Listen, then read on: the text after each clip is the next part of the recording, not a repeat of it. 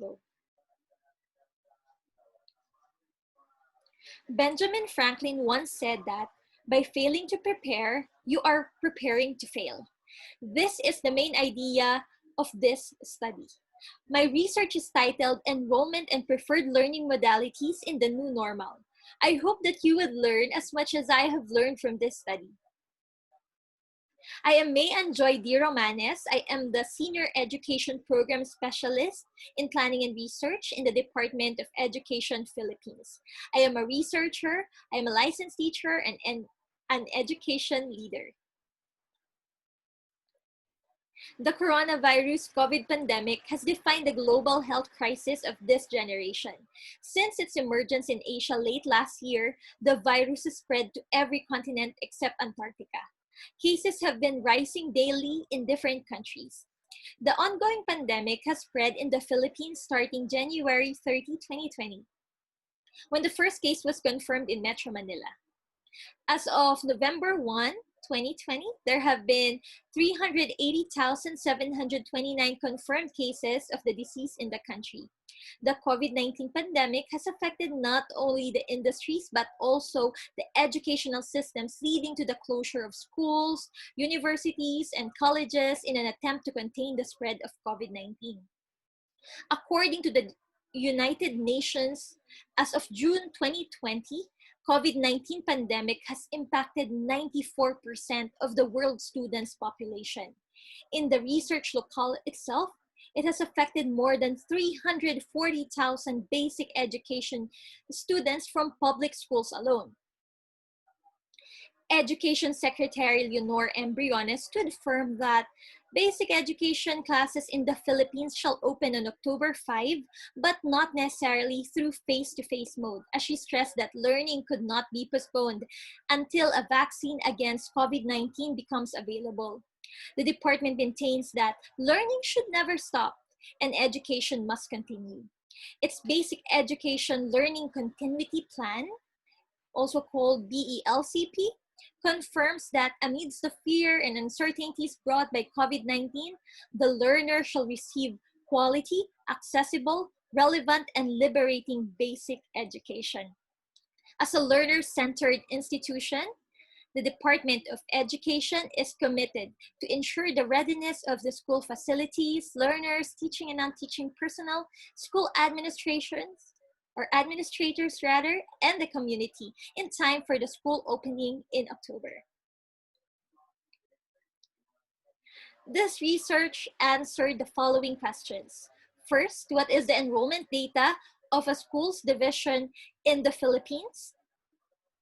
By basic education level and by district. Second, what are the preferred learning modalities in schools division in the Philippines? By type of school, is it elementary, secondary, and integrated schools? And by district. And third, how would the data and the enrollment and preferred learning modalities would impact the schools concerned? This study was conducted among the 323 schools from 18 districts in a schools division, Region 4A Calabarzon, Philippines for the school year 2020 to 2021. We have used the data as of July 31, 2020. And take note, the opening of classes in public schools in the Philippines is October 5, 2020. This study used quantitative research design. We have involved all schools in the 18 districts of a schools division. We gave a link for online form to be filled out by the school heads and updated weekly from June to July 2020. In addition, we did documentary analysis. The school leaders got the data from the Learner Enrollment and Survey Form, also called LESF, created by the Department of Education. Okay. This is the enrollment data by basic education level and by district. As of July 31, there's a total of 360,236 enrollees in the elementary, junior high school, and senior high school levels. The biggest number of elementary enrollees came from District P, which have 32,604, while the smallest number came from District B, 2,329. In the junior high school level, the highest number of enrollment was recorded again in District P, while the least number was recorded in District H. In the senior high school level, the highest number of enrollees was again tallied in District P, while the lowest recorded was from District Q. From this data, we can infer that each district has an average enrollment of 20,000 basic education students. This is the visualization of the enrollment data by basic education level and by district. This chart shows that there are more enrollees in the elementary. It is followed by the enrollees in junior high school. The least number of enrollees is in senior high school. The highest number of enrollees is recorded in District P, while the lowest is in District H. This is the table that shows the preferred learning modalities in elementary school by district. In the elementary school, 6 out of 10 parents picked modular distance learning for their kids. 1 out of 10 chose online distance learning, and 1 out of 10 chose other learning modalities. This is the visualization of the preferred learning modalities in the elementary schools by district. Here, you will see a huge gap between those parents which chose modular learning over other learning modalities. In this table, you will see the preferred learning modalities in secondary schools by district.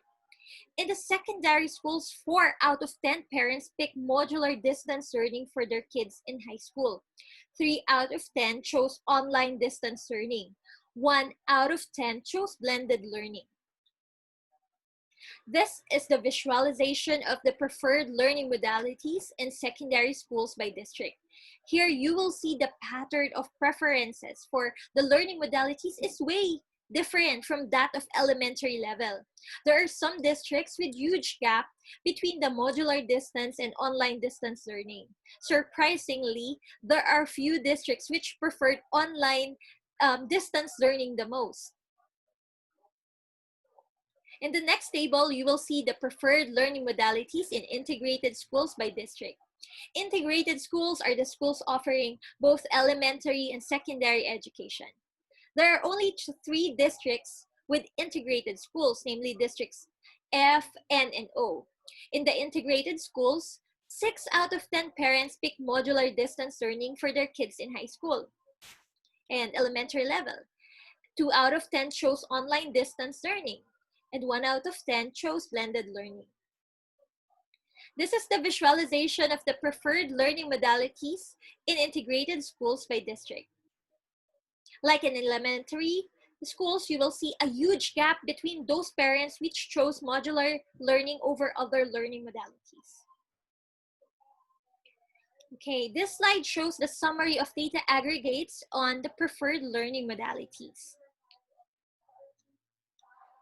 This data would impact schools in terms of resource allocation, like finances, people, the materials for the preferred learning modalities, analysis of current resources, establishment of baseline data, setting performance goals not only for the schools but also for the personnels, and predicting possible problems and possibilities. For my conclusions, there are more enrollees in public schools this school year than in previous school year. As expected, elementary schools got the most enrollees among all the levels or all the types of schools. Most of the students chose modular distance learning, and this data will guide school leaders in preparing for the preferred learning modalities that emerge in the survey. I wanted to wholeheartedly thank everyone who had been part of this research. Shout out to Chief Diana P. Topacio and Planning Officer Reniel Patrick Tejidor. We want to thank you too for listening. Have a good day.